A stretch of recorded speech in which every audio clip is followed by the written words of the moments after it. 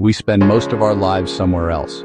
Our minds are always reaching forward toward a day that never comes. Tomorrow. Tomorrow, we think, will bring the solution. Tomorrow, I'll be happy. Tomorrow, I'll begin to live. And so, the mind chases after a mirage, a horizon that keeps moving as we try to approach it. You see, worry is nothing more than a misuse of imagination. It's the mind projecting itself into the future, trying desperately to control what hasn't happened yet. But there is no future. There never was. There is only this moment, right now. Tomorrow is simply a thought, a concept, a symbol, and yet we let it dictate our peace. When we worry, we are living in a world that does not exist. We are fighting shadows, trying to wrestle ghosts. There is a profound and gentle irony in our relationship with the future. We spend so much of our precious energy constructing elaborate visions of what is to come, especially the futures we dread. Our mind, a masterful storyteller, weaves intricate tales of failure, loss, and hardship. It paints these scenarios with such vivid detail that we can almost feel the sting of a loss that hasn't happened, or the shame of a mistake we have yet to make. We live through these imagined tragedies 1,000 times over in the quiet theater of our own thoughts. And yet, the great irony is that the future we fear is almost never the one that arrives. Reality, in its infinite complexity, rarely conforms to the narrow script of our anxiety. It unfolds in ways we could never have predicted, often more gentle, more manageable, or simply different. The catastrophes we braced for dissolve like mist in the morning sun, revealing a path that was there all along, waiting for us to simply walk it.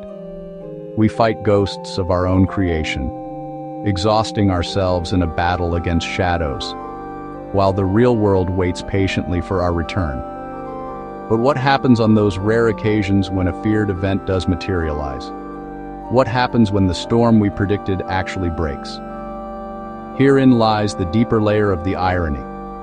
We meet this long-dreaded reality not with newfound strength, but with the very same anxious mind that created the fear to begin with.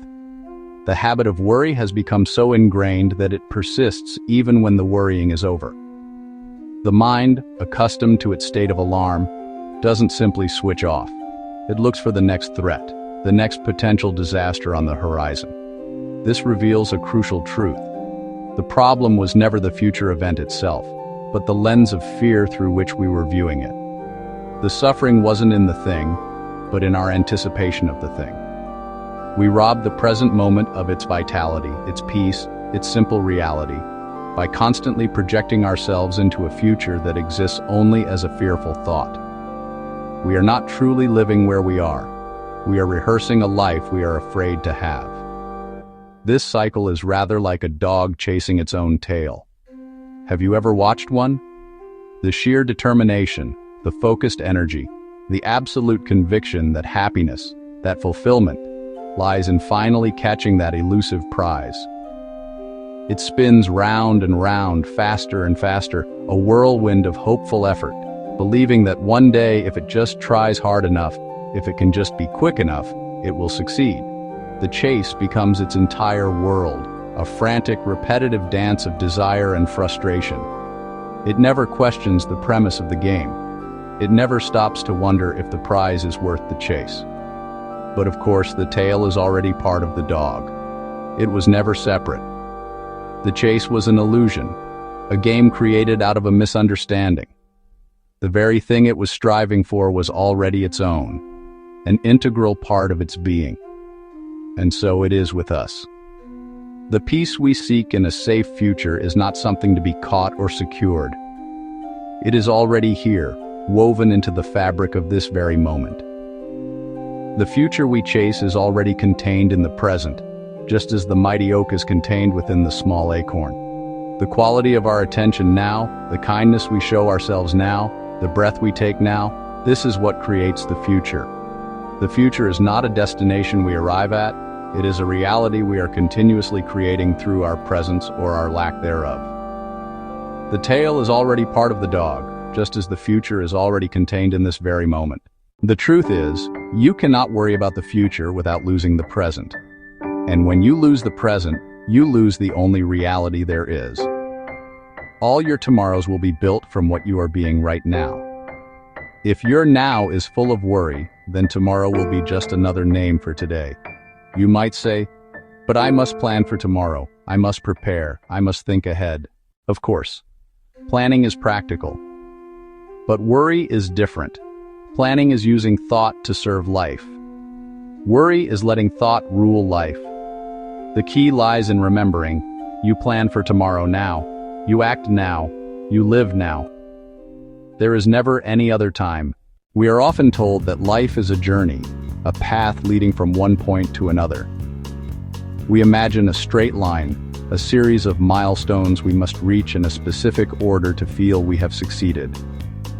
We fix our gaze on the horizon, on a distant destination we call happiness, or fulfillment, or peace. But what if this entire model is flawed? What if we've been looking at it all wrong? When you look closely, when you truly feel into the texture of your own existence, you might see that life is not a journey toward a destination. It's a dance. And in a dance, the entire purpose is different. You don't aim to reach a particular spot on the floor. To do so would be to miss the point entirely. The goal isn't to get to the end of the song. The goal is to be in the song, to become the music. In the dance of life, you simply enjoy each step, each movement, each rhythm as it unfolds. You attune yourself to the music that is playing in this very moment. Sometimes the tempo is slow and melancholic, asking for introspection and stillness. At other times it's fast and joyful, inviting celebration and uninhibited expression. The dance asks only that you listen and that you respond. It asks for your presence. Can you feel it? The subtle rhythm of your own breath, the steady, faithful beat of your heart. This is the music that has been with you from the very beginning. It is the baseline of your personal dance. To enjoy each step is to be grateful for this fundamental rhythm, for the simple, profound fact of being alive. It is to find meaning not in where you are going, but in the feeling of your feet on the ground, right here, right now. The joy is in the motion itself, not in the arriving. Think of the dancer lost in a spin. Is she thinking about the final pose? No. She is consumed by the feeling of turning, the sensation of air against her skin, the release of surrendering to momentum. The bliss is found within the spin itself. This is the great secret the dance teaches us. Our obsession with arriving, with finishing, is the source of so much of our anxiety. We are constantly measuring our progress against an imaginary finish line.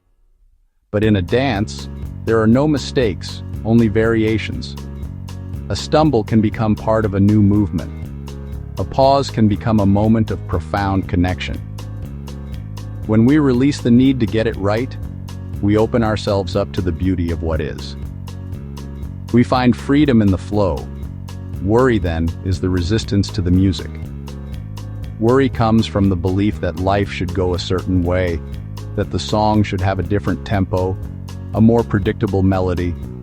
But life has never followed our expectations. It has its own composition, its own powerful, untamable score. It moves as it must, wild, unpredictable, like a river flowing toward the sea. The river does not worry about the rocks in its path. It simply flows around them. It does not fret about its speed. It moves with the gravity of the landscape. It carves its own path moment by moment, surrendering to the forces that guide it. To live this way is to trust the dance. It is to have faith in the unfolding of the music, even when we cannot hear what's coming next.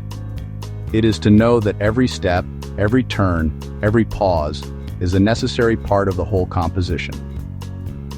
So let go of the map. Stop striving to arrive. Instead, close your eyes, take a deep breath, and listen. Listen for the music of this moment. It is playing just for you. All you have to do is begin to dance. You can swim with the current or fight it, but either way, the river will still carry you. So why not trust it? Trust is the antidote to worry. Not blind faith, but the quiet recognition that you are not separate from the flow of life. The same intelligence that moves the stars moves through you. The same power that turns seasons beats your heart without asking your permission. When you realize that, you stop clinging to control. You allow life to breathe through you. There's a beautiful irony in letting go. When you stop worrying, life tends to work out far more gracefully. Not because you forced it, but because you allowed it. You see things more clearly. You act more wisely. And your presence, your calmness, becomes the very thing that shapes the future you once feared. Take a gentle breath. And in the quiet space that follows, ask yourself, what exactly are you defending with your worry? What fortress are you building around a future that hasn't arrived? Consider the energy it takes to maintain these walls, to stand guard against shadows and possibilities. Now ask a softer question. What are you protecting that isn't already safe, right here, in this moment? Your breath is here. Your body is here. This present instant is a sanctuary, complete and whole. Worry often masquerades as a form of care, a diligent preparation for what might go wrong. But in truth, it is a thief. It steals the peace of the present to pay a debt to a future that may never come to pass. It convinces you that by rehearsing disaster, you can somehow control it. But control is an illusion. The real cost of this illusion is the richness of the now, the simple, profound safety of being. The future is unknown because it must be. This isn't a flaw in the design of life, it is the design itself. It is the fundamental condition for a life of meaning. If you knew everything that was going to happen, every conversation, every outcome, every joy and every sorrow, life would lose its sacred rhythm. It would become a script to be recited, not a life to be lived. There would be no genuine adventure, only a journey with a map where every landmark is already known. There would be no mystery, no delightful surprise, no serendipitous encounter that changes your course forever. And most importantly, there would be no growth. Growth doesn't happen in the realm of the certain. It happens at the edge of your understanding, in the space where you are called to be brave, to trust, to learn. It is the unknown that invites you to become more than you already are. So you see, uncertainty is not your enemy. It has never been at war with you. It is the fertile soil from which everything new is born. It is the quiet, unassuming doorway to wonder. To stand before this doorway is to stand at the threshold of infinite possibility. Behind you is the known, the familiar, the story you have told yourself 1,000 times. Before you is an open field, bathed in the soft light of dawn. It is the space where your intuition can speak, where creativity can flow, where you can finally hear the subtle whispers of your own heart. To treat uncertainty as an enemy is to bolt this door shut. To befriend it is to step through. You were never meant to solve life as if it were a puzzle with a single correct solution. You were meant to experience it, to feel its textures, to learn its rhythms, to be shaped by its currents. You were meant to dance in it. Not a rigid, choreographed performance, but a fluid, intuitive response to the music of the moment. Some notes will be high and joyful, others low and melancholic. The dance is in embracing it all. You were meant to breathe it in. The chaos and the calm, the light and the shadow, the fear and the faith. Not as opposing forces to be reconciled, but as inseparable parts of a whole. They are the inhale and the exhale of existence. To welcome one is to welcome the other, as one seamless, beautiful, and sacred movement.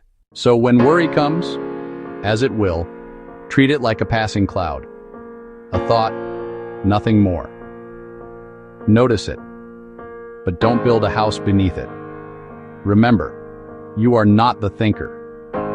You are the space in which thoughts arise. You are the silent awareness behind the noise. When you rest there, in that stillness, in that vastness, tomorrow disappears because you were never in time to begin with. So let today be enough. Let this breath be enough. For when you are fully here, you realize that life has always been happening now, and the illusion of tomorrow fades like a dream at sunrise.